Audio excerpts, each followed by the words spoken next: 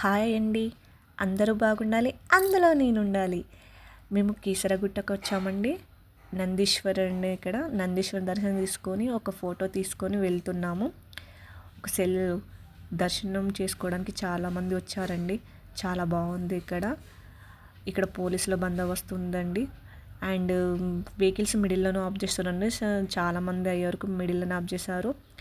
కార్తీక మాసం ఎండింగ్ కదండి, చాలామంది వచ్చారు. షాప్స్ కూడా చాలా ఓపెన్ అయ్యాయి. మార్నింగే పెట్టారు. చాలా బాగుందండి. అవుట్ సైడే ఇంత విశాలమైన ప్లేస్ ఉంది. స్టార్టింగ్ అండి ఇది. దేవుని దర్శనానికి లోపలికి వెళ్ళడానికి క్యూలో నిలబడ్డాము మేము.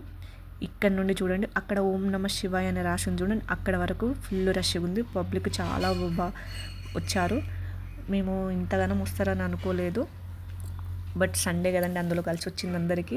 ఇది లోపల దేవునికి దగ్గరికి వచ్చాము కొంచెం. అక్కడ కొబ్బరికాయలు కొట్టే స్థలం దగ్గర కూడా చాలామంది ఉన్నారండి. ఇంత పబ్లిక్ ఉంటుందని అనుకోలేదు. దేవుని దర్శనం కంప్లీట్ అయిందండి మాకు.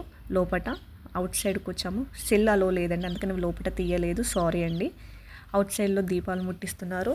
మేము ధ్వజస్తంభం దగ్గర, దేవుని దగ్గర ధ్వజస్తంభం దగ్గర ముట్టించామండి దీపాలను.